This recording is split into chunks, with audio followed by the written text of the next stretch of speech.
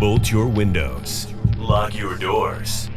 Check your closets. Look under your bed. And then prepare yourself. For it's another episode of Dark Knight of the Podcast. Whoa!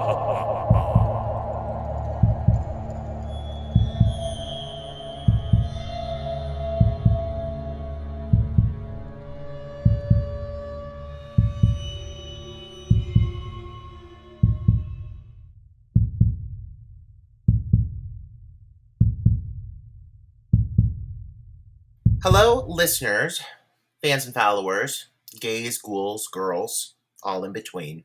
I am somebody who is rather open about the fact that I suffer from anxiety. I have a pretty constant level of anxiety at all times, kind of just like, I'm like, an even controllable amount of anxiety, but it can always spike. Just the littlest thing can set it off. It's been a while since I have had something so aggressively trigger my anxiety. And I just recently wrapped watching the film Lake Mungo.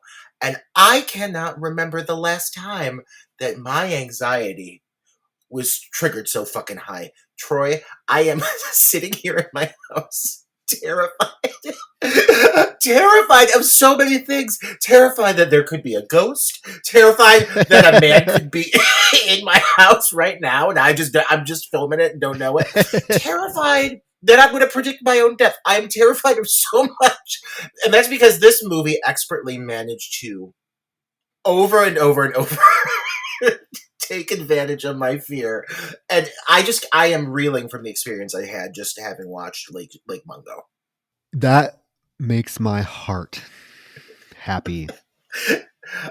I told you going into this, I was like, we got to capture this now because I am seriously I am on edge. Oh my god!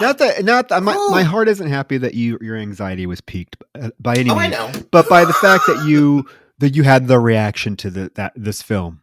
That strong of a reaction to this film, because Roger, this is a film that I recommend anytime that I can to people. I see random posts where people are asking for a recent horror movie that actually is scary or unsettling. And this is my go-to. This one in Session 9, which, have you seen Session 9? I have not. Oh my God. I know. Okay. So that's another one we're going to have to cover at some point, because I feel like this film and Session 9 would pair very well together. They have a very similar dreary, somber tone to them. But this film, the experience of watching this film the first time, I don't think you can never recapture that feeling when those credits start to roll and you realize what is happening and what has happened throughout the course of this film. It is really a feeling that I've just never gotten with another film. Now, am I saying this is like the best horror film ever made? No. I'm saying of the last probably horror films that have come out in the last 20 years, 15 years, this came out in 2008. This one is one that probably affected me the most upon viewing it and when the credits started to roll, and really, really made me think. Yeah. It's constantly unfolding and twisting and turning, and just when you think you've got a grasp on the full picture, it totally says fuck off and it flips you on your ass and you're left reeling whoa, holy shit. It just takes so many hard left turns, and it pays off in spades, because I'm just left thinking about so many things.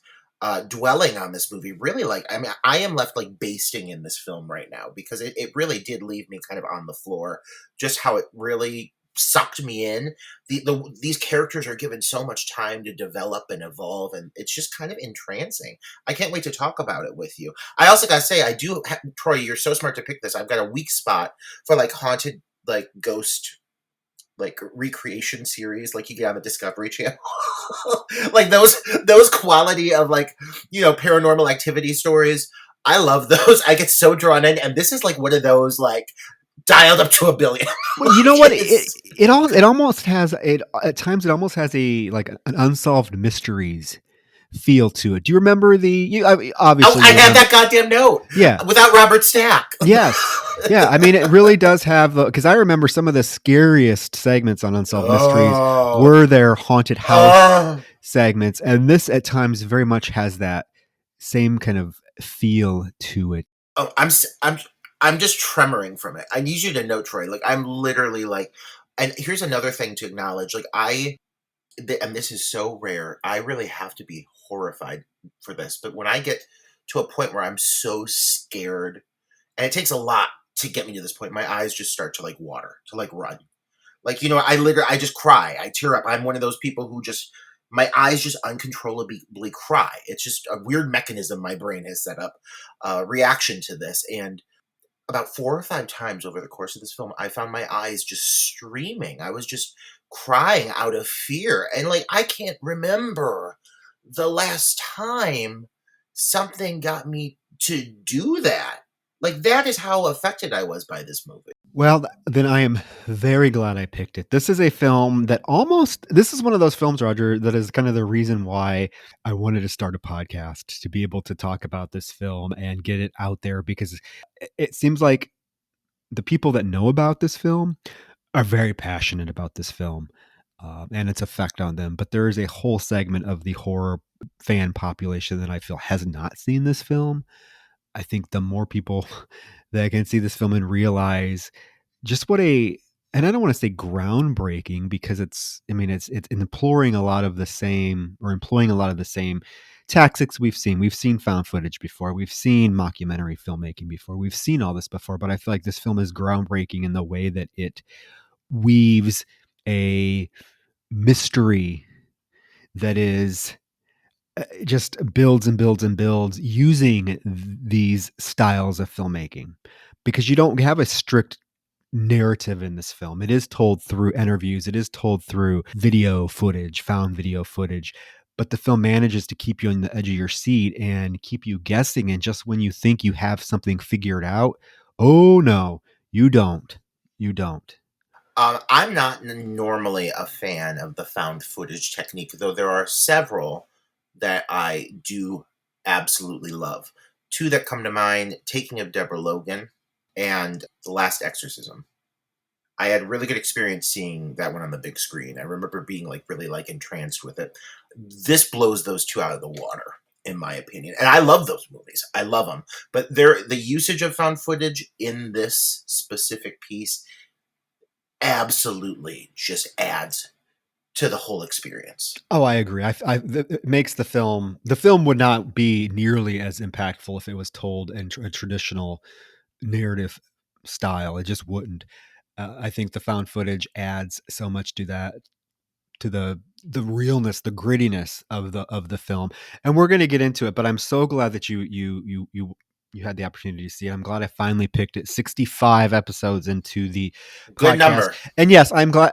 Yeah, and I'm glad, real quick, I am glad that you mentioned that you're not a fan of found footage films, because when I had posted that I was watching this film for the podcast, a couple people messaged me and like, oh, I've never seen that. What is it? And I was like, oh, you need to check it out. It's truly a creepy film.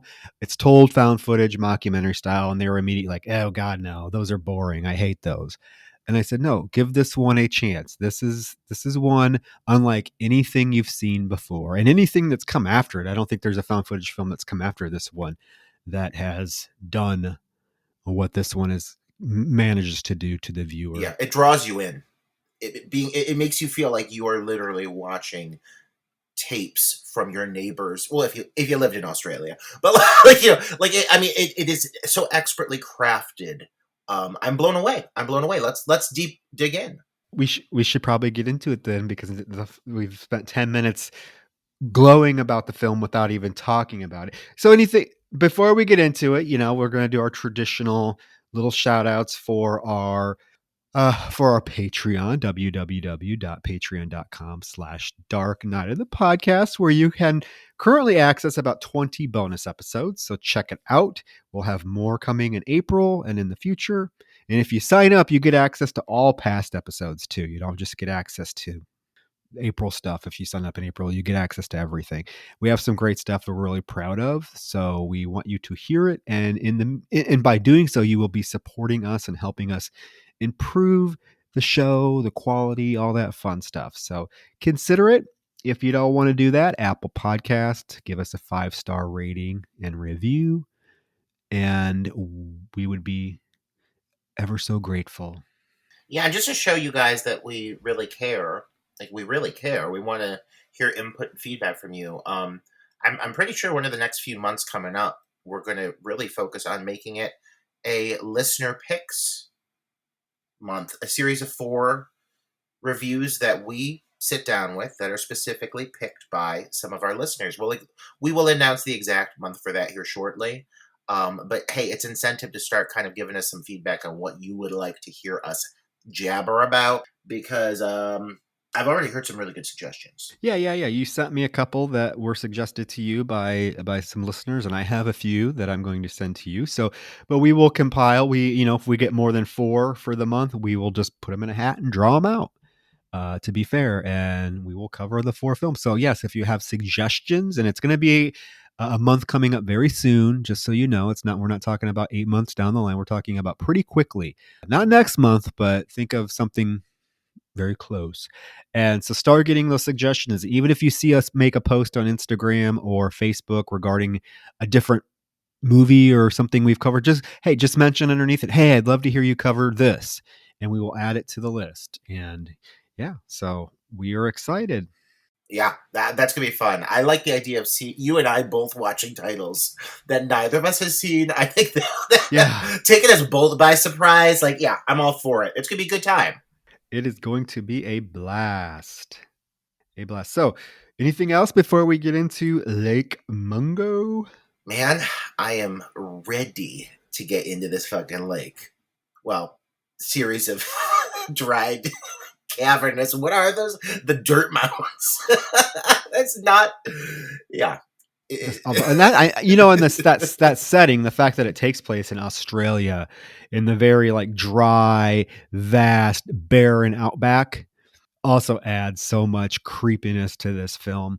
But we're going to get into it. We are discussing, folks, if you haven't noticed from our 10 minutes of glowing without even actually getting into the film, we are discussing the 2008 Australian film Lake Mungo, which was, if you guys remember, you'd be big horror fans, will probably remember in the Blockbuster days, there were, for about 3 or 4 years in a row, there was that series, 8 films to die for. There's a whole bunch of films that were part of that. I mean, Dark Ride is one that comes to mind. Grave Dancers. There's a bunch. Frontiers, I believe, was one of them, which is another one of my favorite films. But it was a series of 8 films that were put out, by I don't remember the company, but they were put out as premier horror films. Like, these are the best of the best, and this was one of them. Now, the majority of the films that were a part of the series over the course of the 3 or 4 years that it was out, pretty mediocre. There were a few very, very good standout films, and this is definitely one of them.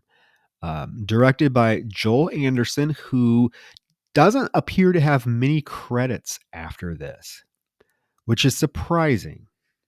Oh my god, it's mind-boggling. Yeah. I mean, this is a kind of title that should, in my opinion, get people like clamoring, wanting you to work on other projects, just the way he's able to execute. Yeah, I agree.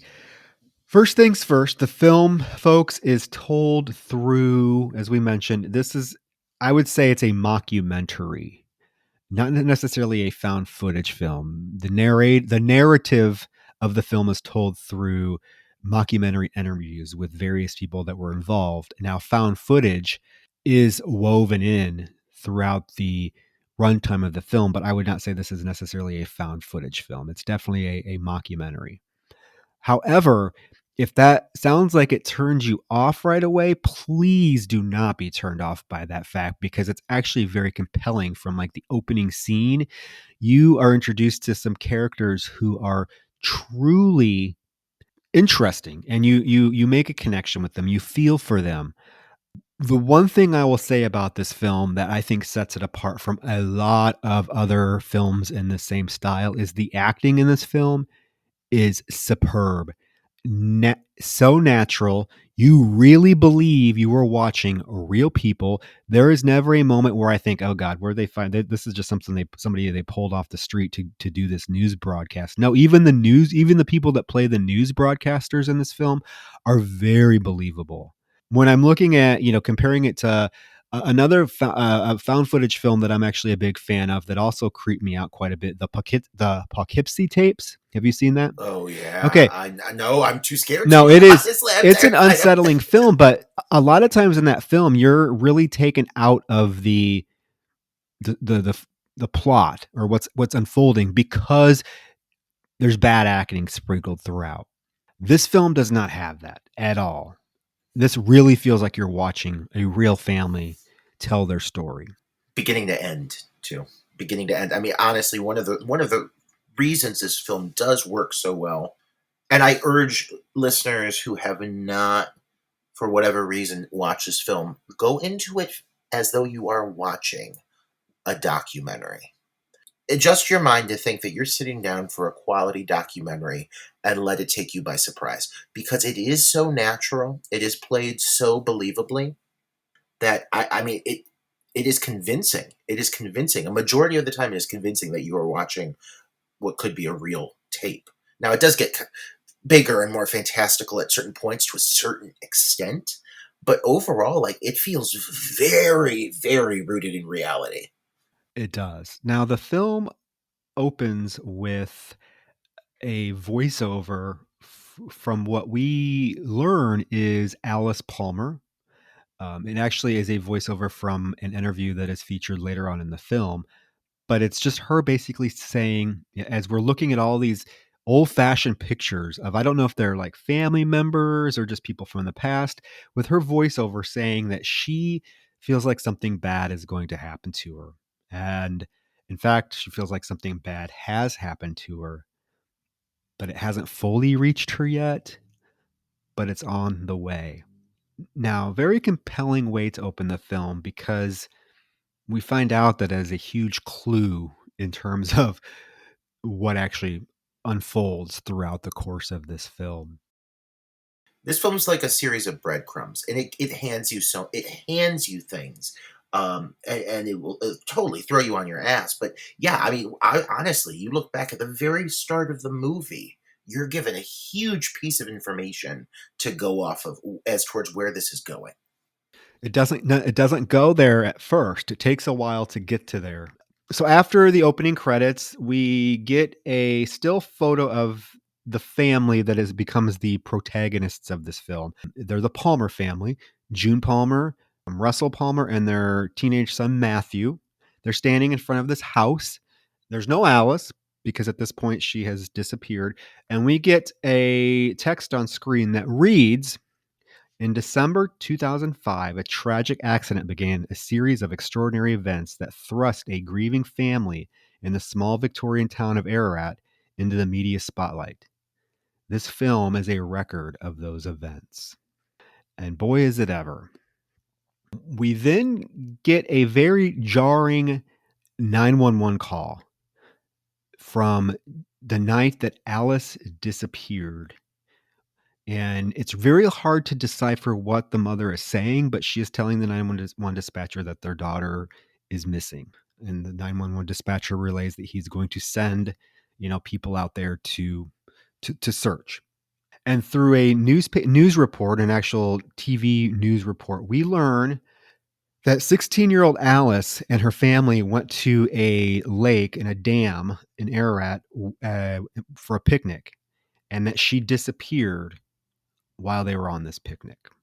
Right off the bat, the voiceovers alone on these calls are so believable. I mean, it's something that literally grabs your attention. You're hearing this, and you really are thinking, "Wait, am I watching? Am I watching something that's like really happened?" It's just so well done. I don't think I've ever seen a mockumentary that has captured that realistic sound and dialogue. I mean, it doesn't feel like you're watching scripted material. It's amazing. You're right, because there are many times the actors, when they're delivering the dialogue, they like they'll like stumble over their words, or they'll start to say one word and switch to the other. So it makes it seem very believable. And like I said, the news segments, the TV news segments in this are also so well done. You compare them to another one of your favorite found footage films that I made you watch, or mockumentaries that I made you watch. Megan is Missing. and the news reports in that film compared to this. Well, you know what I think this film does in its favor is it allows itself to get really gritty. A lot of this phone footage is from 2005, like circa that era, 2006, and the footage looks it. And in some ways, that you'd think that might be a turnoff, but because this is it done so well and looks so real and handled so believably, it really just adds to some of these scares and these moments because the footage is like flooded with shadows, really harsh lights. They play it up in its favor, and it makes it for all the scarier visual. Honestly, is these low quality, low resolution videos. It just makes some of these what ends up being scares even scarier because it looks like it's grabbed right off someone's film reel, right off someone's camera. Yeah, so after this news report about the disappearance of Alice, we get a one-on-one interview with Matthew Palmer, her brother, who explains that him and Alice went out for a swim at the dam. He swam back to shore, but she didn't return. Which this is when they realized that Alice was missing. Her father was on shore. When Matthew gets back on shore, he looks out to the lake and sees that the water is completely still, and there is literally no sign of Alice. Her towel is still on the sand on the ground, so they know that she didn't get out of the water. So when the police arrive, they tell the family that they just need to go home, and if they find anything, they will call the family and let them know. And I do like that we do get, the mother saying how hard it was for her to be in the car on the drive home with an empty seat, knowing that her daughter was somewhere still out there. Then we get a couple of interviews with some people that are strong throughout the film. We get an interview with June's parents because they call her parents on when they get home to tell them that Alice went missing. June makes the comment that it was very weird having her mother there, with her and her mother being in the house without Alice, because it just felt like things were out of order because of the generation. You think mother, daughter, granddaughter would all be there together, but Alice wasn't there, so it just felt very wrong to her. The family's description of grief over what is several like vignette moments is so meticulous and enthralling. Like it is just very human, handled incredibly well.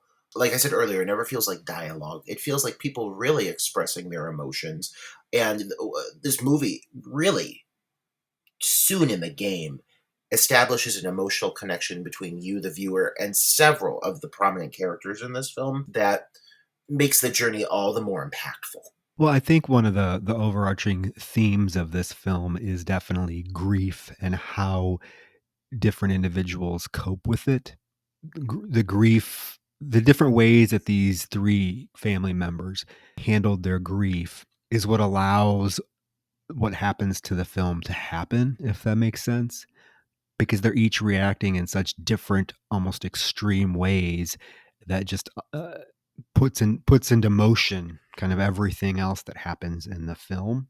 Well, the mother talking about literally going into her neighbors' houses, not even feeling wrong about it, just because she's trying to feel like someone else's life for a period of time. And people know it. It's brought up that people in the town are aware of it. Like, she's going through it. And, like, that makes sense. Like, losing a child is one of the most, I can't even imagine, but one of the most traumatic experiences a human can go through.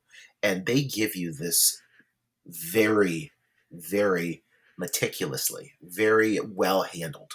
Yeah, there's a point where the father states that he left the porch light on that night and it's been on ever since. And the interviewer asks him why.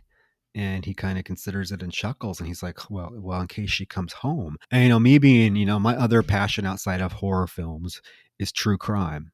And I'm so familiar with so many different true crime cases where parents have done that same thing, or they refuse to change their phone number, or they refuse to move. I know, like any other true crime fans out there are probably going to know who I'm talking about. But there's a little boy named Jacob Wetterling who went missing, and his mother became a very prominent advocate for missing children. And one of the things they did is this very thing is they talked about leaving the porch light on constantly in case he came home. So it's very real emotion and very real reaction to losing your child or not knowing where your child is. I don't have children. I never want children, but I can still sympathize with that feeling.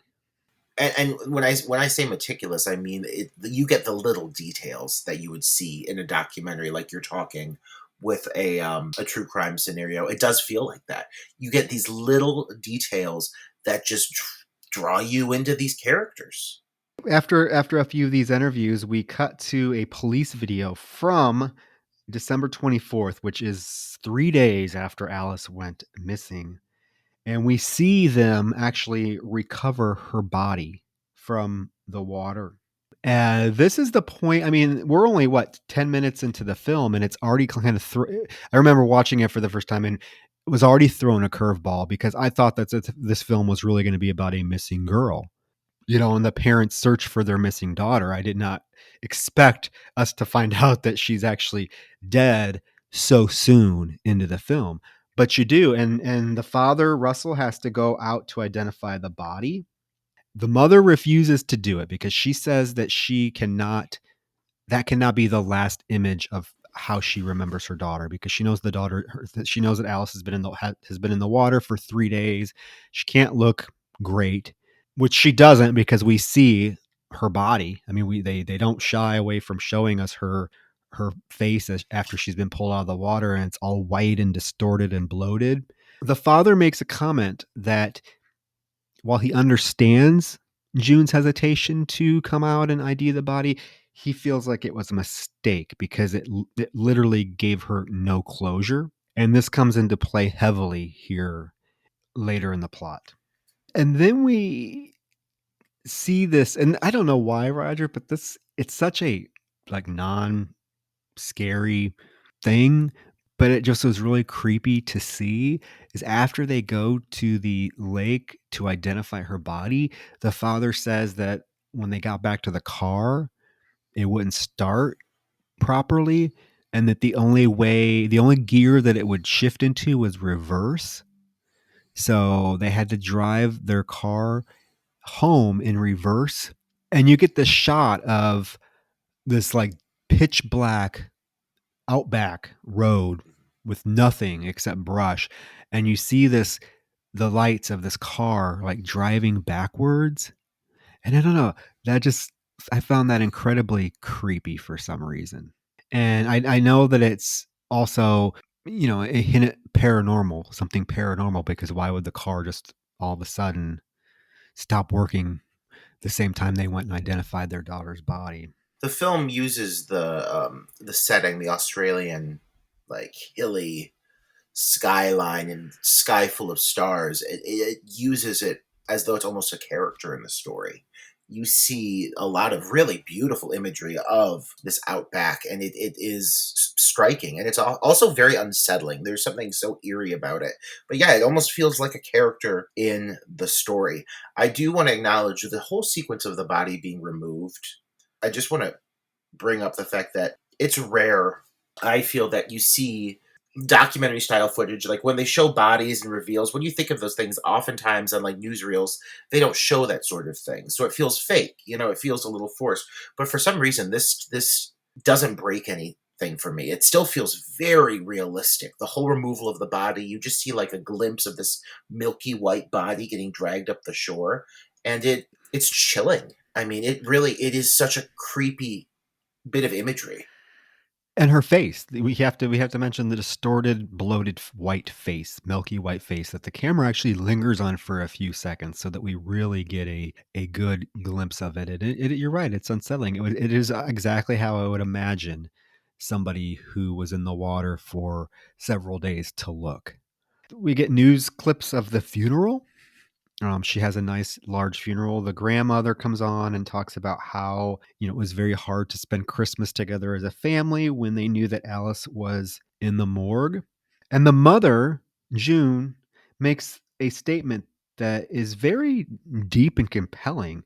She says, it was horrible, and death just takes everything eventually. She says it's the meanest, dumbest machine there is, and it just keeps coming and coming and coming until it gets you. And I thought that was pretty deep and thematically heavy. Oh yeah. Yeah. Lots of themes in this movie. And they play how it leans into it. It knows exactly the story it's telling. And there's way more intention behind it than just a standard ordinary horror film. This film packs a punch, and you start seeing those themes right away with these really tender, heartfelt, at times heartbreaking moments with these characters, especially the mother, especially June. Yeah, I would say June is the character that is definitely the hardest hit by Alice's death and does some of the more extreme things throughout the film, but we don't blame her. Like, there's not one moment in the film where I'm like, oh my God, really? That's dumb, or you're being ridiculous. No, because her grief seems so authentic. And I don't know. I mean, I'd have to get into IMDb and really look, but I don't think these actors have ever done much either. So, like I'm telling you, this director, who also hasn't done much, really struck gold with this ensemble cast. I don't know what he did to make them come off so natural, Oh yeah. but whatever he did, I need to learn, because again, this is probably the most realistic feeling mockumentary film I've ever seen. Even down to the supporting players, there is not a weak link. Oh, there's points in the film where you're just getting a couple of and it's like 30 seconds of like random girls that Alice went to high school with, and even they seem natural and authentic and real. Again, compare it to a film and I keep going back to it, but I just want to make like Megan is Missing, where the acting was so cringy in spots, and it really took you out of what was supposed to be a compelling story being told, but you couldn't buy it because the performances weren't selling it. These performances sell the fuck out of this movie. Yeah. It's a major reason it works.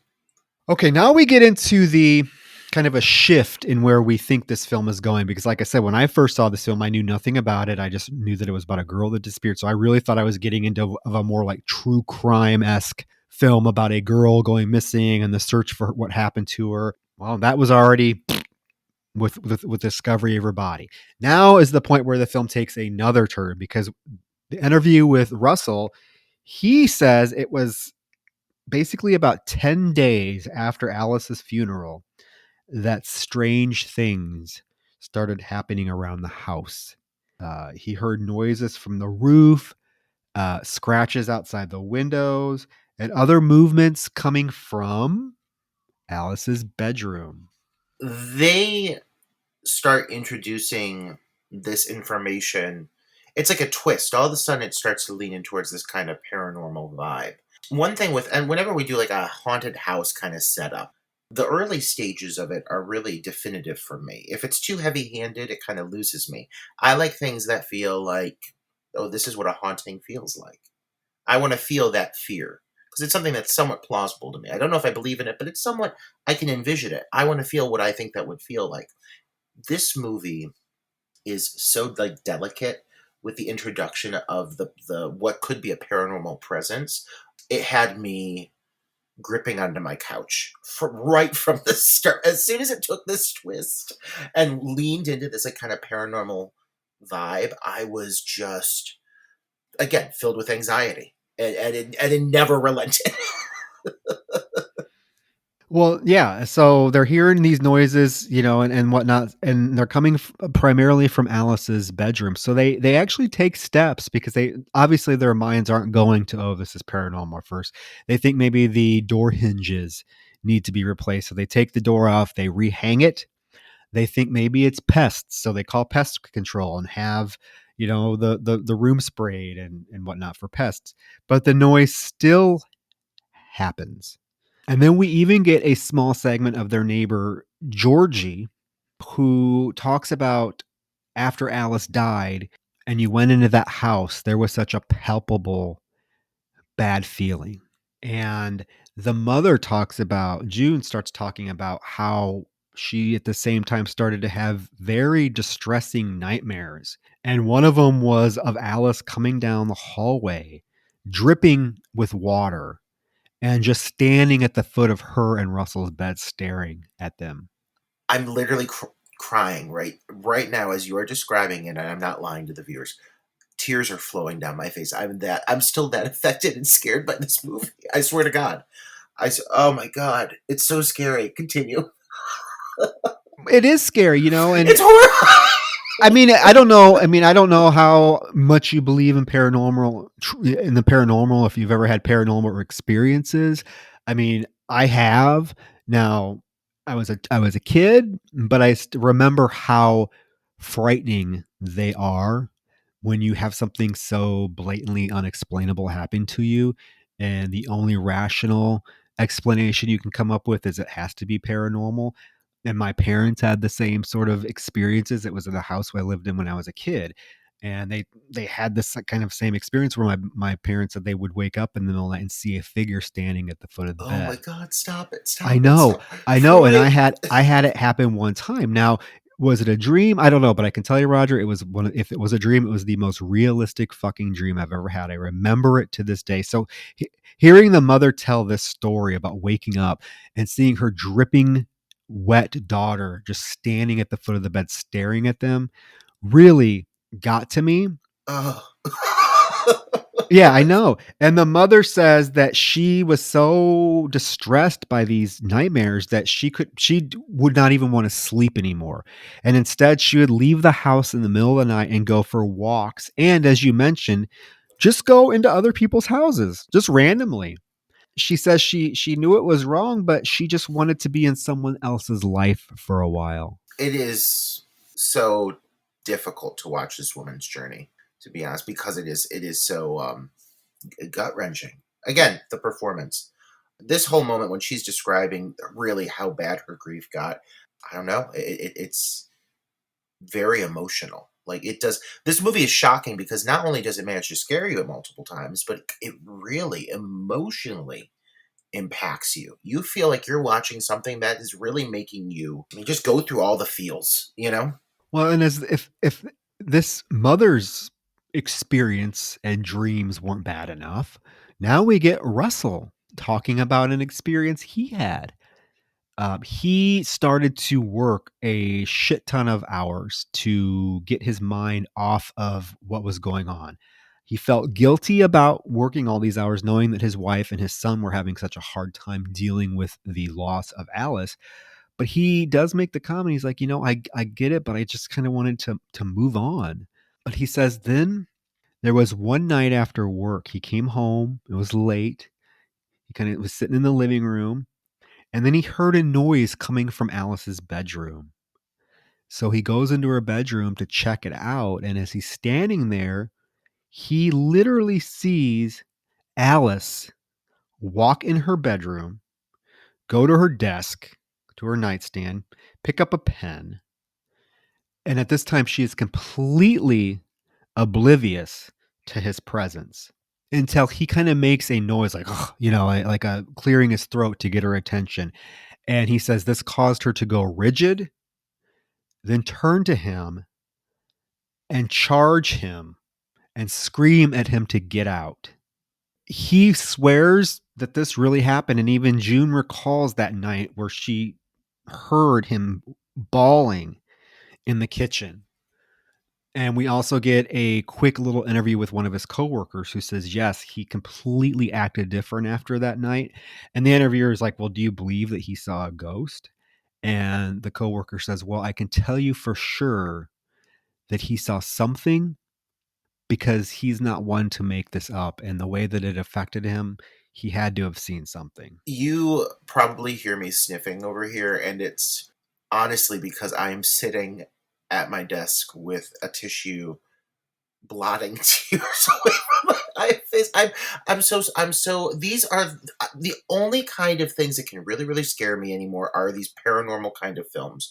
I don't know why. I don't even know if I believe in it, but for some reason it terrifies the shit out of me. And of course tonight's one of the few nights that I'm sleeping alone because Gustavo's off for work. He's out of state, so I'm alone with the goddamn dogs. Thank God. But now I know I'm going to wake up and see a goddamn mysterious black figure at the end of my bed, Troy. And I'm seriously so hearing like this moment because I'm recalling just having seen this sequence, and I find it amazing that they choose to not show anything but the father narrate this moment, and they still manage to they let you as the viewer create that visual in your mind. He's so descriptive in how he describes it so thoroughly, the moment, that you see exactly what he's witnessing in your mind.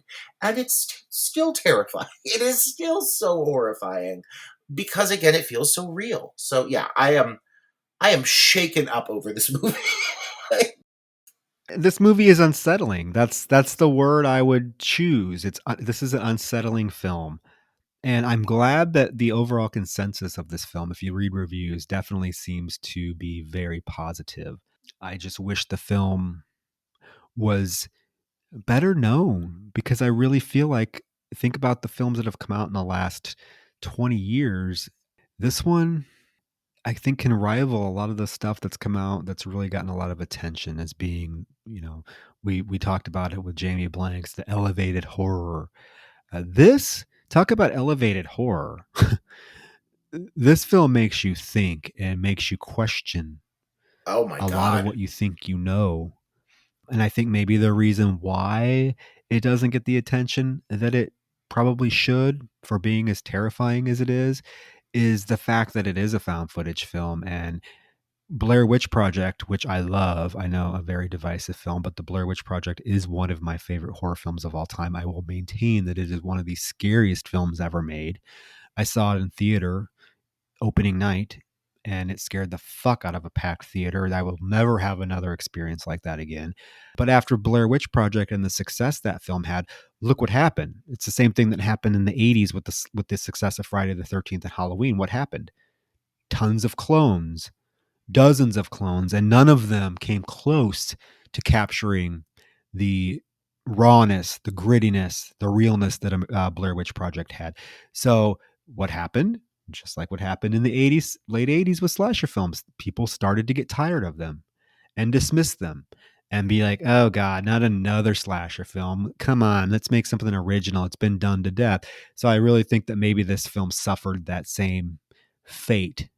People saw, oh, it's found footage film. It's just a Blair Witch ripoff, when it is anything but. Absolutely anything but. I would say, without doubt in my mind, Troy, I enjoy this more than Blair Witch. I will say that for myself. I say this again as having never taken the time to view this movie after one viewing.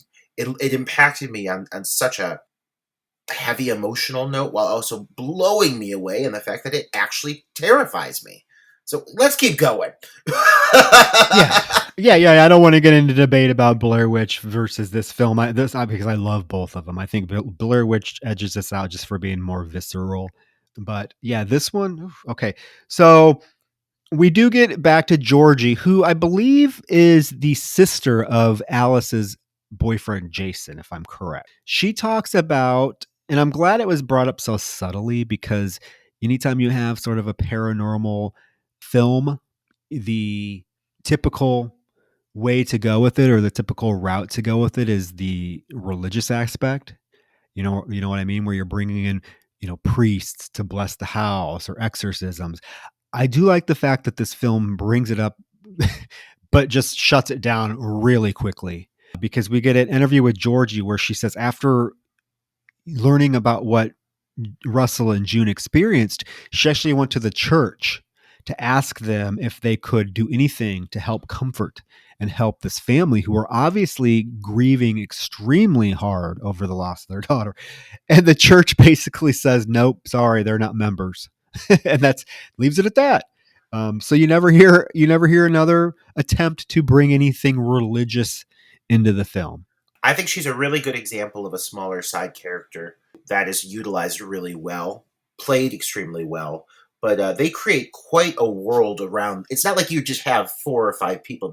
Is a large cast of people experiencing aspects of the story and going along with them through the experiences. And yeah, they're all very well played, including this girl. She does say that she is perhaps most worried about Matthew.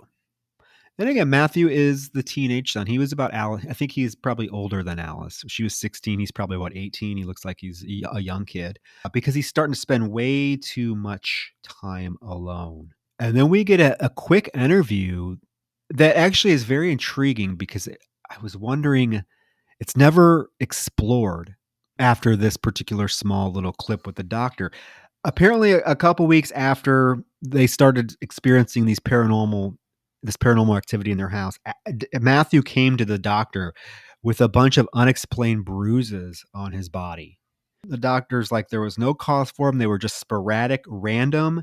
And then after a few days, they just disappeared. That was so interesting that they had it be this rather startling addition of actual physical, I guess, violence, or at least we're bruising to one of the family members. It's the only time you see something physical happen to anybody. But is it real? I mean, is this something that is paranormal, or is it something else? I have a theory about what it is, and when we get to the point in the plot where it's revealed, I'll bring it up and see if you may agree. Okay. Oh yeah. Okay.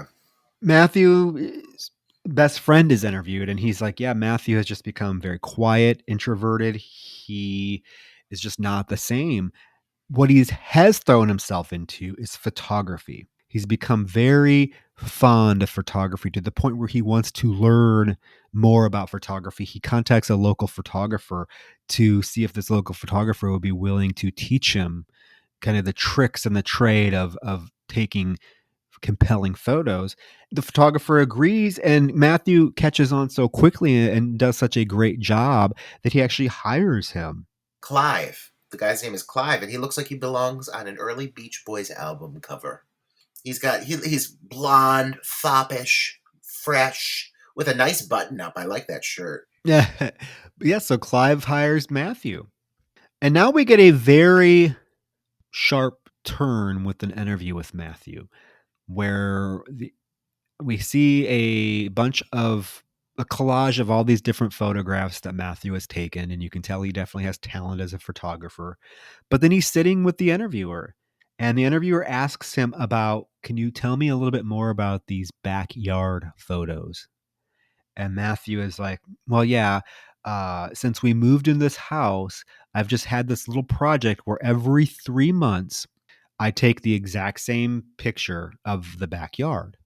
And I've been doing it for about 3 years, every 3 months, just to capture any changes in the landscape, whatnot. However, the most recent photo of the backyard he took, which is April 28th. So Alice died in December. So this is a couple months after her death. He takes this photo, and as he is developing it and looking at it, we see that he captured an image of Alice standing in the backyard against the fence. Clear as day. Eyes watering. Oh my God. Horrifying. Troy, why is it so horrifying? It's so simple. It's just an image of a fucking backyard and a somewhat blurry silhouette of this girl. But they managed to build up to it in such a way that it is terrifying in and of itself. It's just terrifying to me. Well, I think a lot of the disturbing aspect of these photos is definitely the look of Alice, because Alice is when we see her, because we do see clips of her and stuff, she's a very fair, dark-haired girl. It almost harkens back to like a Japanese horror film where you have the very pale skinned girl with the long black hair, and it just makes for a striking image to see like in the background. And I think that's what makes these images kind of creepy, because you have this like barren landscape, or oftentimes very dark landscape, and then you have her with her long black hair and just very pale face, just standing very still, expressionless. That's another thing. There's zero expression on the face each time we see it.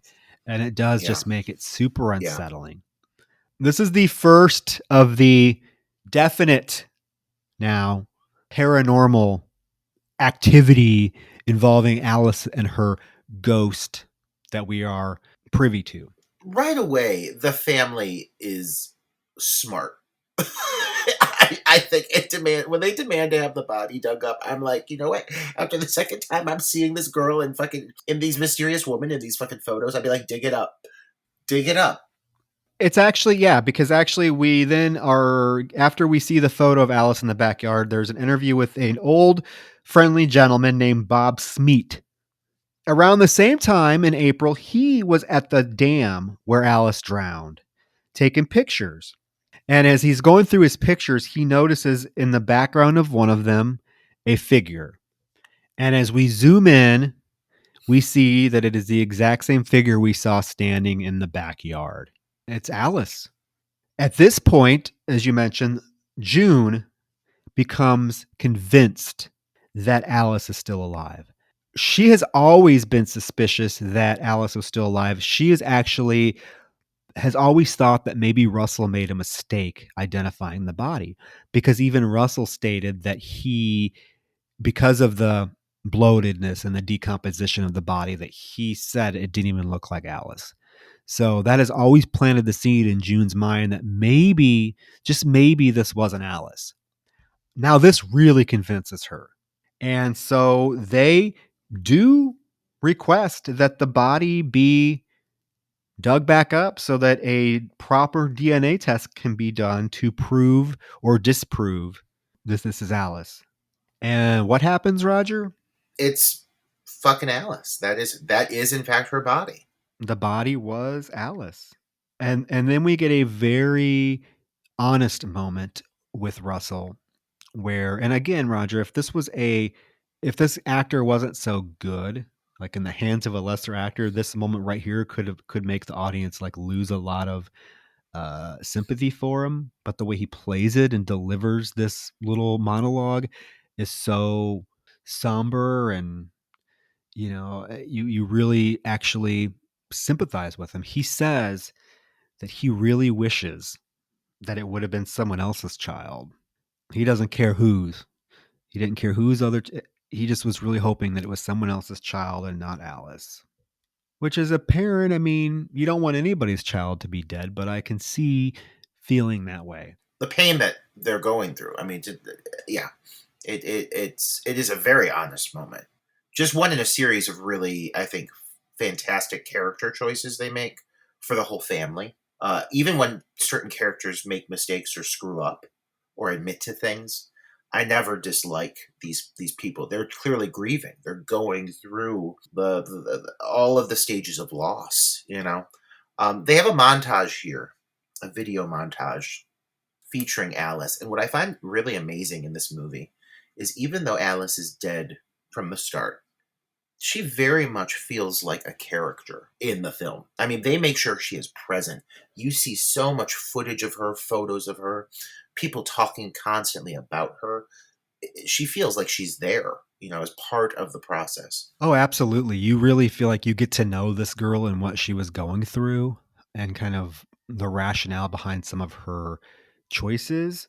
We do learn then that the body was reburied 2 days later, but the mother does say then we still have questions, because who or what was in those photos if it wasn't Alice, or if Alice is dead? We get Matthew saying that he has still been hearing the noises. So he sets up a video camera in the hallway of their home in the middle of the night. And on a specific day, June 13th, and we see the video. This is when the found footage aspect of the film comes into play, because then we see this footage that he captures on June 13th, and we clear as day see an image moving across the screen from the living room to Alice's bedroom. This video. This video is when I really was just like, I don't know if I can watch this anymore. I mean, this shot, signs, go fuck yourself. This is where it's at. This is like Signs, only significantly more terrifying. This specific shot, man. Oh, it's gonna stick with me. There's another shot though that I think is super creepy. Especially. Oh, I mean, there's one that we're building up to that is nightmare fuel. Yeah. I'll be scarred for literally for months after. If it's the same one I'm thinking of, especially knowing like the backstory behind it, makes it that more just disgustingly. My eyes are watering. I can't stop. Yeah, so it must be the same one. It is. It is. Okay, so at this point, we get introduced to a psychic named Ray Kemeny. He's a very renowned psychic in Australia. He does radio shows where people can call in and, ask him questions. He'd be your like typical like Sylvia Brown or like Long Island medium. Although he seems way more grounded and authentic than they do. Like what I really appreciate about this particular portrayal of a psychic, because think of all the other films, Roger, that we've seen where a psychic has been brought in. They are generally larger than life. Yeah, I was just going to say larger than life, quirky, think of like Tangina from Poltergeist, all of them. They're all like just larger than life. This guy is literally not that way at all. He in fact is very down to earth and very honest about like his abilities and what he is trying to do. I mean, he never claims, so to speak, to be able to speak to the dead, to be able to do all this stuff. Like he doesn't like launch into some random like scene where he pretends he's possessed by. No, he's just very down to earth. He says, I have what I like to do, or what I've decided to spend my time doing is giving comfort to people who have experienced death or who are close to experiencing death, so that they find it less terrifying. And we do get some clips of him comforting this woman named Annie, who is kind of in the last stages of battling cancer, I believe. And he's comforting her and just telling her, great things await for you. You have nothing to be afraid of. So he is not like this psychic that is painted as being a villain, a phony, or a fraud in terms of how he's presented in the film. Now, there are people in the film that are suspicious of him, right? But the film never portrays him as being like this fraud or this guy that's out to hurt people and has a phony ability and is just doing it for attention at all. And I appreciated that. His introduction causes quite a shift too in the overall film. It causes quite a shift because it really, like, you never know how far it's going to take something, including the paranormal element. And this is the point. I was like, they're really leaning into this. Like, this story is kind of starting to follow what is, to some certain extent, kind of a classic blueprint for the paranormal haunted house genre. The house is haunted. It's showing signs of it. One of the characters reaches out to another party, which in this case is Ray. They come in. Their ominous warning. Shit hits the fan. This starts to follow along those footsteps. It does quickly veer away from it, but I was already sold. Even if it was just going to be that, I was like, okay, bring it on. I was not prepared for what's about to come. June reaches out to him because she has listened to him on the radio. So we get a clip of her initial consultation tape with him. And he seems to do this because every time we get a clip of a consultation, he seems to have the same strategy or same scenario that he uses with his new patients. And that's to have them close their eyes, imagine they're outside their house, and then he just kind of walks them through, okay, go in your house. What do you see? What are you doing? And June tells him that she goes into her house. She immediately is drawn towards Alice's bedroom. He tells her to go in, open the door, and tell him what she sees. And she says, I see Alice sitting in a wicker chair at the end of the bed. And she looks sad. Russell then is interviewed about Ray, and he talks about how he was really not all that keen on bringing Ray into the picture. He says he's indifferent to psychics, but upon meeting Ray for the first time, he was pleasantly surprised. He said the dude wasn't, in his words, he says he wasn't ooky spooky. He was actually pleasant and really kind of formed a bond with the family. This whole sequence of her narrating what is taking place as it goes over this hallway sequence. The story you just mentioned that June describes of walking down the hallway, walking into the room. This is handled as a suspenseful sequence, and they build it up with ominous strings and this long looming shot on this hallway. And man, I'll tell you, just in the way they executed this sequence alone, I was on the edge of my seat. And it doesn't even have a payoff, is the thing. Is it ends up, she enters the room, the chair is empty. They got me. They got me. They build it and build it and build it. And you're really like, holy fuck, this is terrifying. And then it ends up being kind of a fluke on purpose.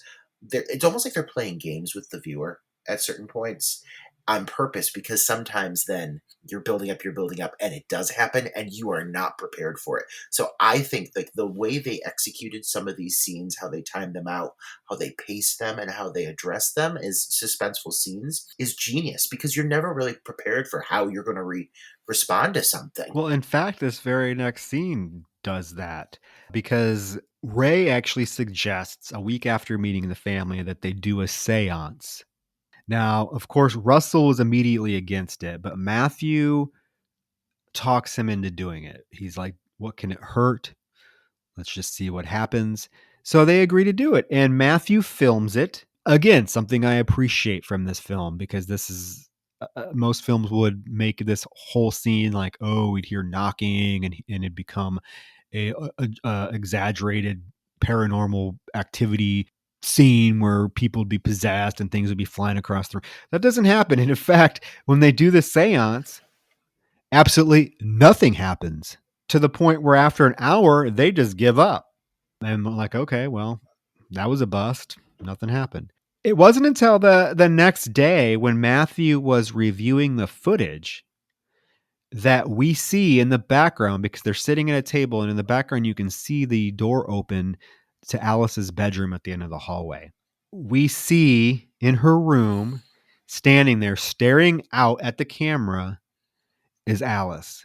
And as you zoom in, there is significantly way more detail to this particular image than there was the previous one. So it is clear that it's Alice. Oh my God, I'm seriously just in tears of fear right now. I'm just crying just thinking about. I am so scared of this movie. I cannot even put into words, Troy. I'm weeping. This whole sequence, I sat there at my couch alone with my dogs, and they were so stressed because I was so clearly terrified in this moment, and it just gets worse. Like it just gets scarier and scarier. But when this happened, I was just like, "Fuck me, fuck! I can't maintain my composure anymore." But again, it's just that subtlety that this film does, because like I said, any other paranormal film would have made the seance the key point in this particular scene, where we would have shit happening, things sliding across the table. But it's not that. It's just a slight image of someone standing in the doorway. And that is why, Troy, I, at least me personally, I am so affected. This movie doesn't opt to go for the big budget CGI scares. It's all about the simplicities. You're always looking in corners, in shadows. You as the viewer. There's some times where you're watching just B-roll of footage in the house and there's nothing there, but you're looking for it. You're looking for it because you're getting accustomed to this fucking horrifying presence existing in this house. It's terrifying. Well, and after they see this image, they decide that they definitely need to document and get more evidence of whatever is in their house. So Ray helps Matthew set up 3 different cameras that are going to be simultaneously recording 24 hours a day. Now, this is intercut with, we hear from Georgie talking about how within the community there was definitely skepticism as to why Ray was there, what his real intentions were. And then we cut to the sheriff, the sensible woman, stern woman, who again is played brilliantly for being such a minor character. They ask her, what was your thoughts on the images that were caught on camera? And she says, well, I really have to question the legitimacy of them. And they're like, okay, then what are your thoughts on Ray? And she says, I really have to question the legitimacy. So people are suspicious of the images and of Ray's intentions. Like, people don't know if he's just trying to get money from them. And he even comes on in an interview and he's like, yeah, I realize people were very skeptical of me. They thought I was a charlatan. They thought I was just trying to get money from the family. They thought I was just trying to get attention. But I was literally there to help them. My chief motivation was definitely professional. He felt something was happening in the house and he wanted to find out what it was.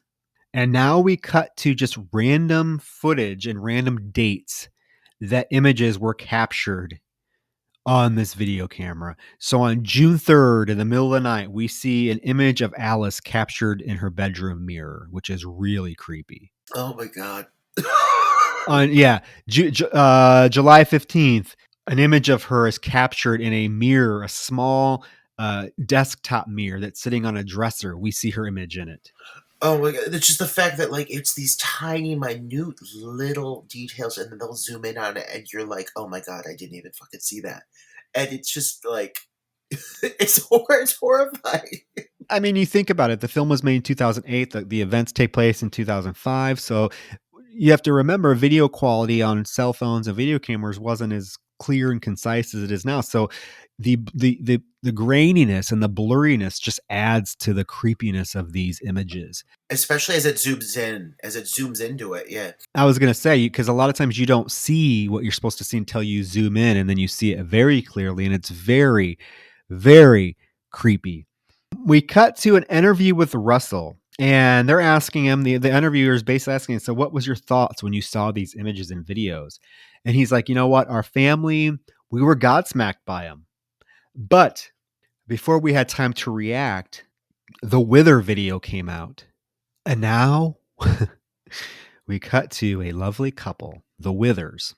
Oh, the Withers. Kathy and Doug Withers seem like a good time, don't they, Troy? They're a blast. They're a blast. Fun-loving folk, yeah. What they do, or what they discovered, causes the plot to shift in a way that I would have never, ever, ever imagined. So, long story short, this couple was at the dam on April 3rd. And if you remember, April 3rd was the day that Mr. Bob Smeet was at the dam and he captured the image of Alice in the background. So as they're going through the images and news of this haunting is starting to get out, and these images have been posted on news channels, they actually see an image from Bob Smeet and they remembered, oh my gosh, we were there the same day. We have him on camera, we have him in some of our pictures. So they have the common sense to pull out all of the pictures that they captured that day to see if they captured the same image that Bob Smeet did. And she very clearly, and it's like, oh shit, gosh, this is really, she's like, and we did. But when we zoomed in on it, it became very clear that it wasn't Alice and it wasn't a female. It's Matthew. A twist. Dun, dun, dun. What a fucking twist. How dare they make me feel so stupid? So we cut to an interview with Matthew, and he doesn't try to lie. He doesn't try to hide it. In fact, you know, the thing about Matthew's response to this is he doesn't seem overly upset or overly guilty about what he's done. I don't think that the gravity of what he's done really lands on him very well because he seems very indifferent to it. But he does admit to being there. He admits to being at the lake. He says he was even wearing Alice's jacket. And after this was revealed, his dad came to him and asked him, have you been involved in anything else? And Matthew says, you know what? At this point, I'm not going to lie. There was no reason to lie. So he admitted that he was responsible for creating all of the images of Alice that the family has captured in video and photographs. He basically just used double exposures of her, and then the videotapes, what he would do was he found an old home video of her and froze it on the TV and then would face the TV towards the mirrors that we saw her images in so that it looked like she was in the reflection. Troy, I felt fucking stupid. The first when I got through this moment, I was like, how dare they? How dare they toy with me in that way? However, after basting on it a little bit, how impressive that they.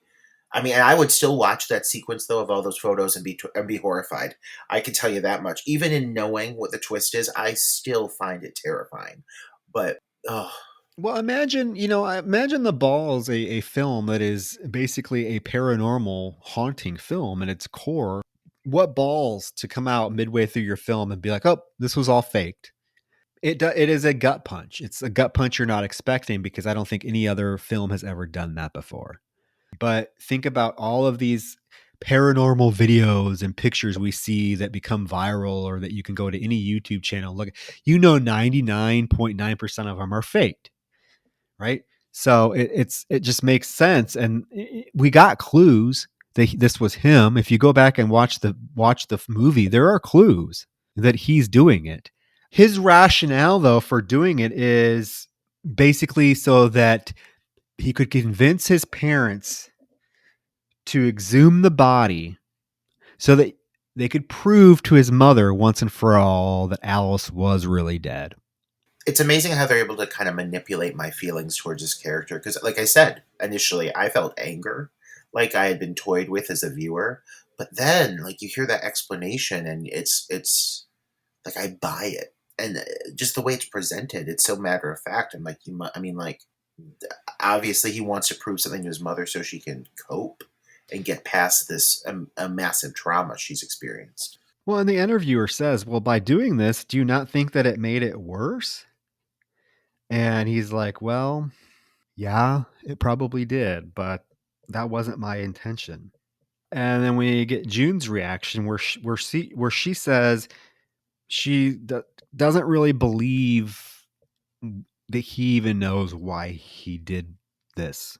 And of course, this caused a lot of more media attention being placed on the family when the media caught wind that everything was fake, because they have been giving the story time on the news. So now it's come out that it's fake, so it's getting more attention. So they've had to deal with all of the strife and grief that this revelation has caused. We do get the reaction from the grandmother, who says she wonders if she was responsible, because she was never fully able to give herself to June as a mother, and she sees now that June was never fully able to give herself to Alice. So she's wondering if she's responsible for how much guilt and how much this has really seemed to affect June, because June may be feeling a sense of guilt that she never was able to form such a close mother-daughter bond with Alice that she thinks she should have.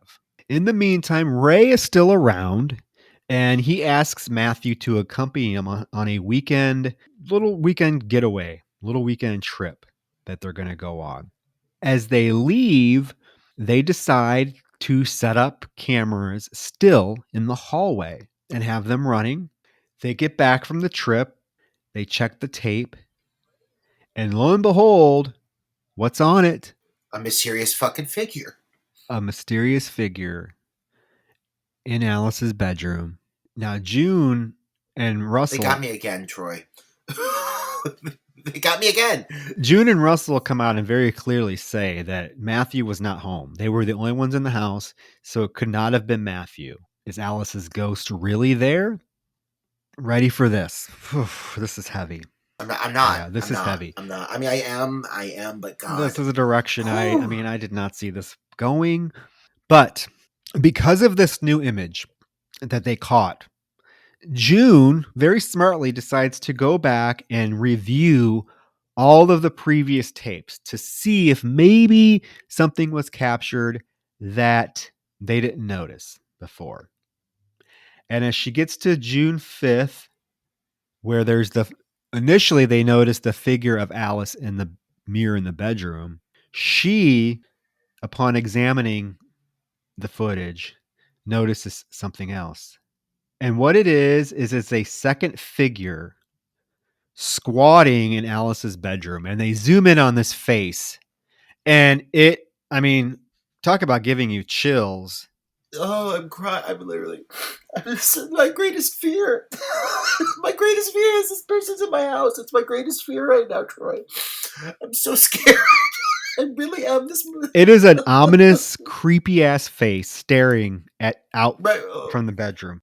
Right into the camera. Right into the camera. And she right away recognizes it as their neighbor, Brett Toohey. Oh my God. That fucker. Yeah. Well, this leads into Alice's mother, June, going into her bedroom and scouring it until she finds her safe that she knew Alice was hiding. She knew it had to be somewhere in there. She finally finds it. Inside this little safe is a videotape. And we are treated to the contents of this videotape. It's the Toohey tape. And on this tape, let's just get it out there, is Alice with Brett Toohey, who is quite an older gentleman. Keep in mind, Alice is 16. The Tooheys have 2 children that Alice has babysat for the last 3 years. So this is a full-grown man, probably in his late 30s, early 40s, and his wife are on this tape with Alice in their bedroom, chit-chatting before it launches right into showing them having sex. He is fucking this 16-year-old girl, missionary style, as his wife is next to her, touching her hair and feeling her tits. I was speechless when I saw this the first time. Those two should not have been filming this. No. Well, June does, but when June realizes that that's what he was in the house for, he was looking for this tape.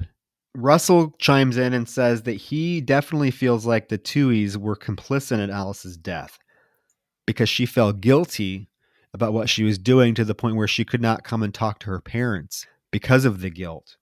And then we do get the random clips of like some of her high school friends talking about how nice Brett Toohey was and how they used to go to his house swimming every weekend. And they just can't believe that him and Alice would do something like that. We also find out the Tooheys up and moved. The sheriff comes on and interjects that they can't be located. And that's all you get of them is the thing. That's all you get. The mother, the mother does say that she really hopes that Brett Toohey or the Tooheys are consumed with an idea that videotape is still out there and that it's going to be known who or what they really are. Yeah. Yeah. I love the fact that they don't go any further into these two characters, because it leaves it so open-ended, much like a real-life murder mystery. As you know, Troy, there's so many things that are not solved. There's so many things that don't have closure. So the fact that they just kind of leave this hanging feels intentional and just adds to the realism. Yeah, I mean, it's a pretty unsettling, I keep using that word, but it really is. Just everything about this whole particular chunk of the film, from seeing his face for that first time when you actually zoom in and see it, and then seeing the sex tape of him having sex with the 16-year-old girl that says wife is there, and then just knowing that he was desperately trying to find this tape even after her death. It's just, wow. I mean, this is definitely something that, you talk about sexual predators grooming young people, and it definitely seems like this is what was going on here. And that, we don't know much about Alice at this point, but we can definitely know that this had to have affected her, because what happens now is another twist where in her safe was also Alice's appointment book. And as June is going through it, she finds a page that has Ray's business card taped to a specific date that was 5 months before she died. And then we get clips from her initial consultation with Ray where he's asking her to do the same thing the mother did. Stand outside your house, go in, give me a tour. What do you see? Ray then is asked by the interviewer, why didn't you tell June that you had met Alice before? He simply states that he was honoring her request for confidentiality. I don't know if I'm sold on that completely. I mean, it definitely what this does for the storyline overall is quite phenomenal. But for him to use the excuse of confidentiality seems a little manipulative to me. Well, especially after she's passed away, like what confidentiality are you trying to protect now? Like you were there to help the family, and if you knew anything about this girl and her past and what she was going through, don't you think that would be really valuable information to share with her grieving parents? Because this really, at this point, June has lost all trust in him. And I don't blame her. She's like, she couldn't trust Ray anymore. We do get a more clips of her consultation with Ray, where she tells him that she's been feeling upset and that she feels like she's going to die. And this is where her initial dialogue from that opening scene of the film is from this consultation. And at the same time, June is reading an entry from Alice's journal, one of her last entries, where she's writing about how she woke up feeling wet, heavy, and helpless. And she went into her parents' room because she was so overwhelmed, and went to the foot of their bed and was staring at them, but then realized that they couldn't even help her. So she didn't do anything except stand there and stare at them. Now, what does that sound like? All of these dreams, these moments that have been described by the parents earlier in the film, are things that she is dreaming from her own perspective. And it's, I mean, really like, it totally threw me and emotionally kind of gutted me, because they make the decision to have the mother read this letter back, and she's distraught, and in turn, you as the viewer, I good chance you're going to be distraught as well, because it's pretty heart wrenching. It really packs a punch. Yeah, I mean, it's just like these parallels that are running through the plot with what Alice was experiencing versus what her mother was experiencing. It starts to really come to a head here real quick as we approach the final moments of the film. We learn then, and June is reminded of this, that Alice went on a school trip for 4 days to the titular lake, Lake Mungo. So we finally find out where this title's coming from. So she went to Lake Mungo on a school trip for 4 days.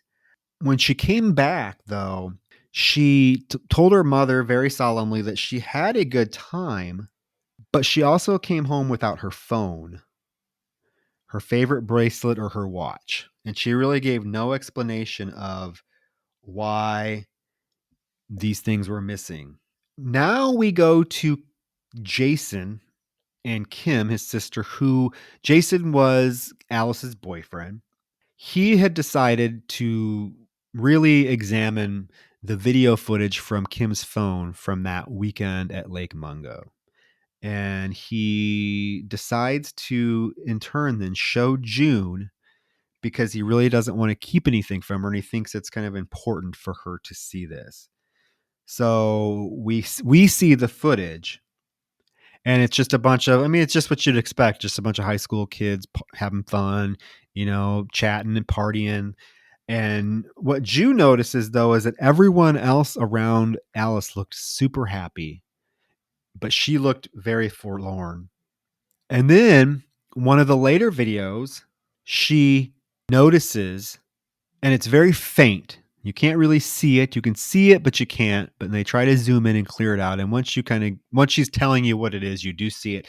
But in one of these images, one of these videos, she notices that Alice is away from the group, kneeling under a tree. And as they zoom in closer and they, get it clearer, they notice that she is burying something under this tree. Suspicious behavior, right? Suspicious, and so, like, again, the detail is so intricate, so delicately placed within this video footage. Like, if you blink, you'll miss it.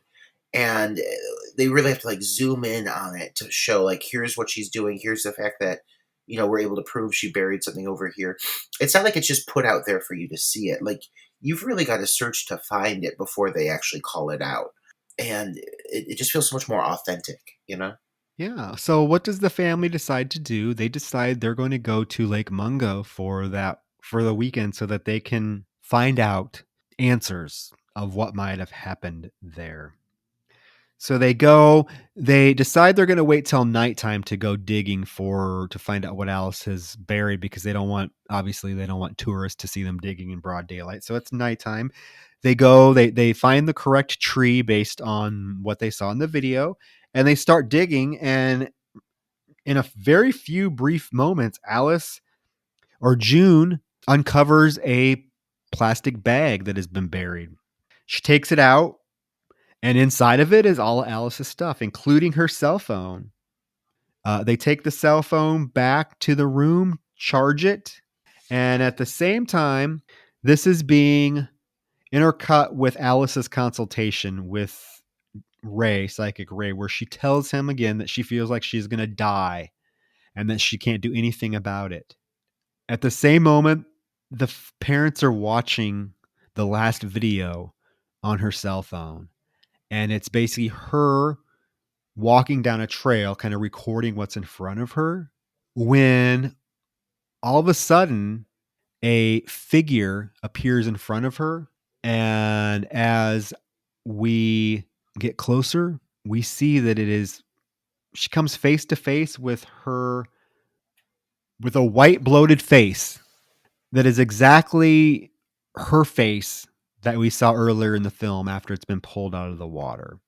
It is creepy, unsettling, especially, like I said, the barren landscape, the pitch blackness, this figure coming at her in the darkness, and the expression on its face just is horrifying. And there's a beat, and then the footage like progresses, and it like almost like shrieks at the camera. It's like it looks like it rushes the camera before she runs off. And when that happened, I literally jumped and grabbed onto my dog, like grabbed my dog's leg, and I was like, "Oh my god!" Like I audibly reacted to this moment. I found it so terrifying. I can't think of anything in recent memory that has scared me as much as this specific moment. I mean, it is the kind of obviously the pinnacle moment of the film.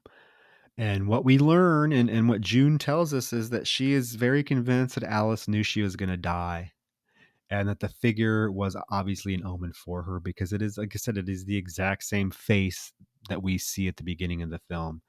She buried her possessions as a symbolic and ritualistic outlet. And then we cut to Russell, who obviously he has to contradict his wife. He says he doesn't believe she knew she was going to die, that she saw a ghost. And it was kind of as simple as that. Where Matthew states, yes, she recorded a ghost, and what it was the future coming to get her. I'm sorry. I'm literally just sitting here dwelling on how this all has built up to this, and it really it's a fascinating like conclusion moment when you start to put all of the pieces together. And they've been giving you, like I said, they give you breadcrumbs. They've been giving you pieces to this from the beginning. But when you get to this point and you realize this is what the story is really building up to, I mean, honestly, like as a horror fan, it takes my breath away. It really does, Troy. Yeah, I mean, it's quite the ending. And when you put all the pieces together and realize that the film is really, about a girl who has a premonition of her own death. I mean, it's quite unsettling. And again, I keep using that word, but that's the best word to describe this film. I mean, I can say creepy, I can say disturbing, I can say horrifying, but the film starts one way, takes a different direction, and we think it's something else. It takes a different direction, we think it's something else, and then ultimately what we learn it is something very, I think, relatable to common viewers, because I think we all think about death, right? And when when and how, and I don't want to sound morbid, but I think we all think about that. When is my time to go? How am I going to go? And you kind of have to decide. Some people really believe that destiny is predetermined, that your fate is sealed, and how you're going to die has already been determined, and when you're going to die has already been determined. So I think that this film takes that idea and just presents it in such a layered, nuanced way that it never seems outrageous. It never seems phony. I mean, everything that happens in this film seems very grounded and very believable, whether you believe in the paranormal or not. And I think that that's what this film does so well, and why it is so disturbing. But we're wrapping up here. They return home and they say that the house feels different now. It feels calm. And that June says that she realizes that Alice wanted them to know more about who she really was before she died. So all of this stuff that's been happening were little clues from Alice so that her parents could really discover the real her, and what had happened to her, and what she'd been dealing with, and why she was so closed off to them. And they start to feel like a family again after the visit to Lake Mungo. After discovering what they did, they start feeling like a family again. They even invite Ray over one last time when he calls to say he's coming through town. He sure seems to be a real close family friend. They're going on picnics. Yeah, they're yeah. going to competitive cycling together. They're having themselves a good time. Well, I'm glad that they were able to, forgive him for his ridiculous, handling of that situation, because it was a betrayal of trust. But as they clearly say, Lake Mungo was closure for them. So much so, Roger, that they decide to sell their house and move away as a final step to achieving closure. So we get the final clip of June's last consultation with Ray. He asks her again to close her eyes and imagine she's outside the house. She does. He says, "Go inside. What do you see?" She says, "I walk to Alice's room." Now, this is brilliantly intercut back with Alice's first consultation with Ray, where she's saying that she's in her room and she hears someone coming down the hall. And as they get into the room, she realizes there's her mother. And Alice says, "But I don't think she knows I'm here." And then we cut back to June saying, as she enters Alice's bedroom, Alice isn't there. Again, their stories are mirroring each other. And we are very much aware then that Alice was having this exact premonition of what's going on right now. Because June has taken one last walk through the house and she goes into Alice's bedroom one last time. And then they close their moving truck and they move. But before they move, they take one last picture in front of the house. And it's the picture that opens the film of the three of them, Russell, June, and Matthew, standing in front of the house, posing. Picture is just there, and then slowly start to zoom in to the front window of the house. And as we get up close, we see the faint image of Alice watching them from the window. So faint.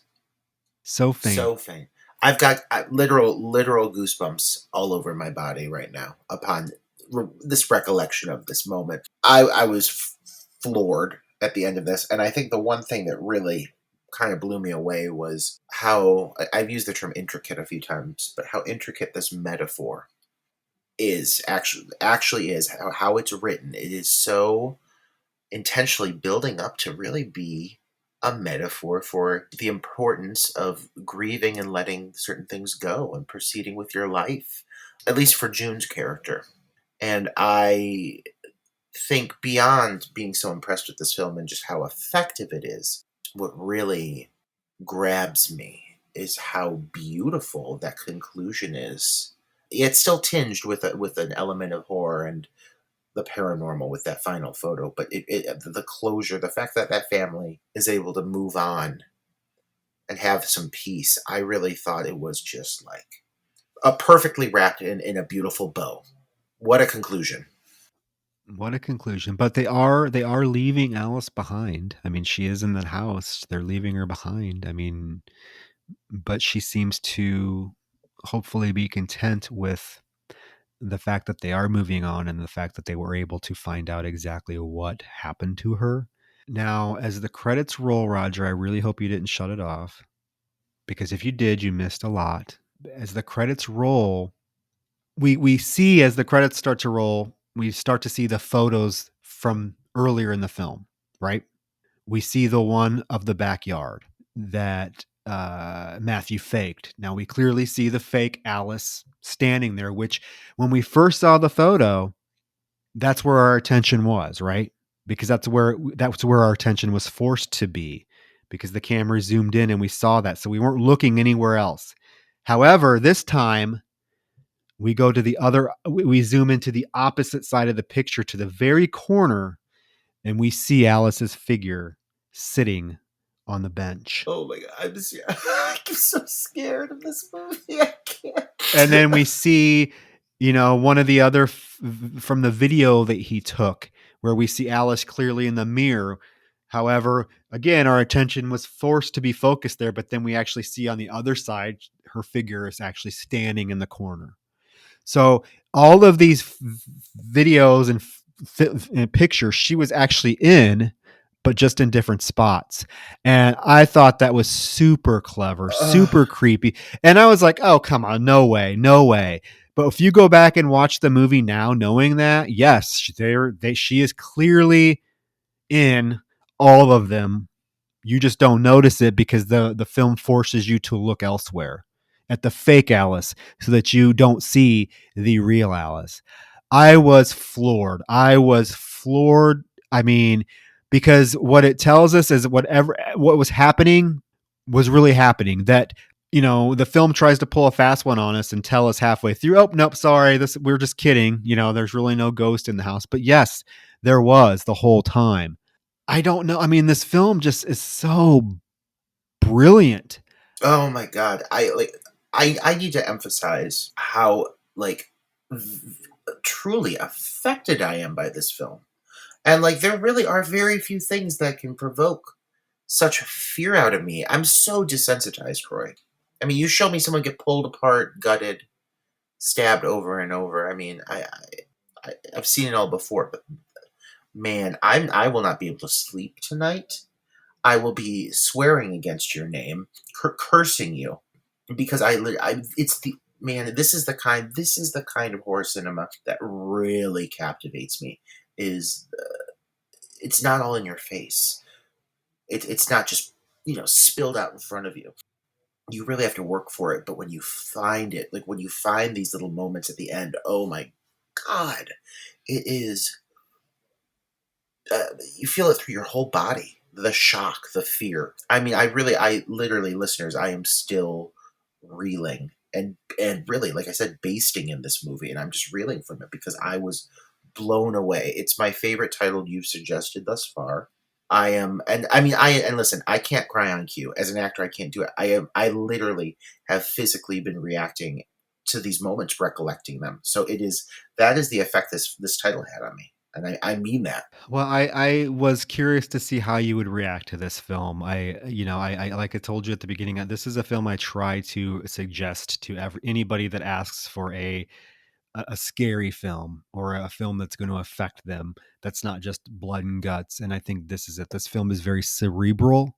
The film definitely makes a clear statement about grief and, the dangers or the benefits of how you might handle your grief.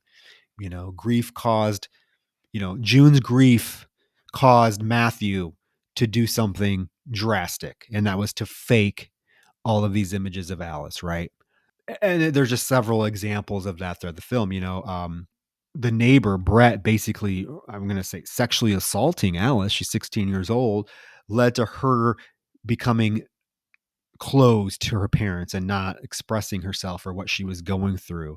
I mean, all of these little things play off of one another. And then at the heart of the film is, like I said, it's a film about a young girl who unfortunately has a premonition of her own death. We then are treated to the puzzle pieces of actually getting to precisely what happened to her. And it's incredibly sad. It's incredibly sad. She knew she was going to die. I mean, she told the only person at that point where she felt she could trust, Ray, that she knew she was going to die, and she was just waiting for it. And then for it to happen in such a manner when she was with her family, and all that. Oh, I want to mention it because I forgot, but I was wondering, because I did say I had a theory about Matthew's bruises. Do you, I'm thinking that it's possible that maybe he got them from when he was at the lake pretending to be Alice. Like maybe like running through the woods when he realized that he was being caught by the other family. Maybe he took off running and ran into some branches or something. Because otherwise there's nothing else in the film that would ever lead me to believe that like Alice's spirit was assaulting him, because it doesn't seem like it was a malevolent spirit. So I kind of thought about that. I was wondering if maybe his bruises were a result of him at that lake that day. That's a really smart conclusion to come to be honest. That's a good call. Good catch on that, because that would make sense, to be honest, completely. Yeah, I mean, all I can say, folks, is I will maintain that this is one of my favorite horror films of the last 20 years. I definitely think it is one of the, if not the best, one of the best horror films of the 2000s by far. I mean, if you're looking for a film that you just want to put in and just be totally absorbed and affected by, this is it. So I would love to hear, your thoughts on this episode and your thoughts on this film. And Roger, I don't know if you knew this or not, but about I don't know how many, maybe 5-6 years ago, there was heavy talk, and it's still, you can find articles about it. There was going to be an American remake of this, and it never happened. And this is one of those times that I'm thankful it never happened, because I could totally see the route it would go. It would become basically an Insidious Conjuring type ripoff. They would completely miss the nuance of the film and go over the top. I also just think that one of the things that makes this film creepy are the landscapes, the barren Australian outback, and you're not going to get that with the United States. So I was really glad to hear they dropped that idea and just kind of left this film alone.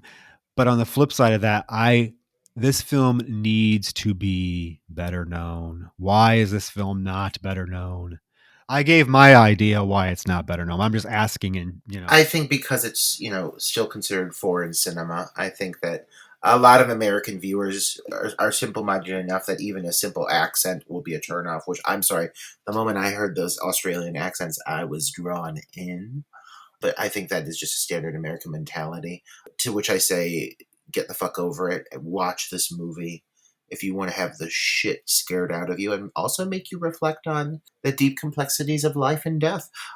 You get the full package with this movie, and you will be left for days, I'm sure, thinking about it and dwelling over it. I know I was the first time I saw it, and I watched it. I watched it twice in the last 2 days to prepare for this episode, and each time I watched it, I just have kind of the same reactions. It's a somber film as well. I think the tone of this film also is just right away super somber, super depressing. There is like this light piano score, this haunting piano score that plays over certain scenes in the film that just adds to that depressing atmosphere. And just the way the characters are all so down, it just gets under your skin. It gets under your skin. I'm very happy, Roger, that you liked this film. It's one of my favorites, and I love to share this film with people. So I'm glad that we finally got to cover it on the podcast. Hopefully, we did it justice. Oh, yeah. I can honestly say, Troy, I can assure you that I would add this to my list of favorites as well. I cannot remember the last time I reacted to a film in a similar fashion, and certainly on this podcast. It's an authentic reaction. Yeah, no, I've never heard you get, worked up and just so over a film we've done. Now we've had a lot of fun with films. We're usually we try to be very humorous, very entertaining, but this is such a serious title that, I think Roger's reaction is definitely how most people are going to react in one way or the other. And I miss that. I miss feeling that. Like, as a fan of the genre, it's rare that I feel that anymore. It is very rare. Now, again, I'm going to tell you another title, and now that I know you haven't seen it, we need to put it on our to cover list ASAP, and maybe it'll be next month. Session 9. I swear to God, Session 9 has the exact same tone, the somber tone as this film. Now, Session 9 is not a mockumentary. Session 9 is a typical fictional narrative film. However, you pair these two movies together, Session 9 and Lake Mungo, and you are going to be terrified. I mean, I'm literally right now thinking, how will I sleep tonight? Like, how will I find myself peace after seeing this movie? There's no way. Well, I don't know. Put on Blood Hook. Oh my God. You know what? That'll lull you to sleep. Yeah, easily. Fucking what's his name? What's his name's mopey ass face? God. He looks like melting Play-Doh, that man. Peter's goddamn Eeyore-like face. If we're going to talk horrifying films, titles that really invoke fear, next week's review is one of those titles, dare I say. Next week, Troy, we're going to be waking up in Vegas. It's called Waking Up in Vegas Week. I've already decided because that goddamn Katy Perry song. I can't stop singing it. And we're really leaning in. We're going to be reviewing the thrilling, absolutely terrifying Leprechaun 3. Oh, okay. I have to admit, and I know I told you this already when you talked about reviewing this. I've never seen any of the Leprechaun movies. I don't think you need any backstory. Oh, trust me, I'm not watching part 1 or 2 to prepare. So hopefully you don't need to watch the first 2. I will gladly watch Leprechaun 3 because it's your pick, and I know it has to do with Vegas and it has Carolyn Williams in it. So I'm in. They've just never appealed to me. Like I'm not a big fan of those types of films with like killer. What do you want to call it? Like caricatures, wisecracking Yeah, I like slasher films, okay, but like I'm not really into like the killer leprechaun, killer dolls. Even like I feel like even Chucky there for a while got kind of annoying. The same thing they did with Freddy Krueger. They kind of made him a comedian rather than a horrifying, scary figure. So like to me, a little leprechaun, not scary. So, but I'll watch it. Maybe I'll be pleasantly surprised. You won't. No, you won't. Okay.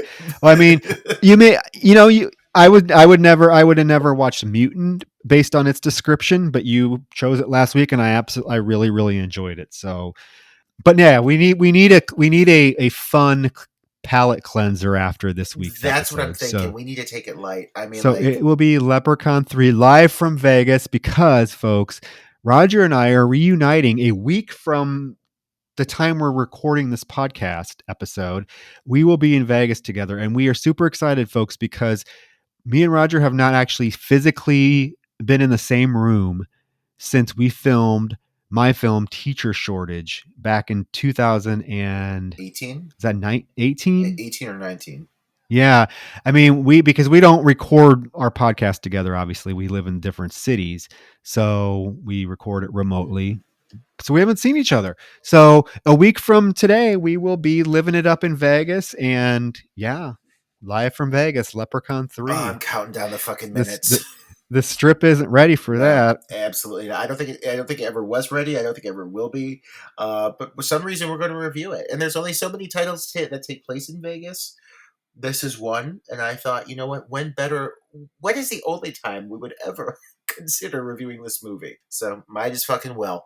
On that note, Troy, I need to go take a sedative to get myself because I am horrified. Put on blood Oh hook, my take a God. sedative, you'll be asleep in Oh no my time. I God, guarantee what have you it. done to me? But also thank you. Yeah. Folks, that was Lake Mungo. Next week, tune in for Leprechaun 3. Again, check out our Patreon for exclusive episodes. We will have some great stuff up for April as well. We covered Blood Frenzy last month. And then Apple Podcast, if you enjoy what we're doing, because we love you, we appreciate you. You are the reason why we take time out of our week every week to do this. So just go hit the little 5-star review. It takes you 3 seconds. I just wept for you. I just cried for 2 consecutive hours. I cried in fear. You can at least leave me a 5-star fucking review. Exactly. On that note, guys, we love you. Thank you for your support, and you guys have a wonderful night. Don't go to the lake. We'll be seeing you in Vegas. We will. We'll post plenty of pictures. All right, guys. Good night. Bye.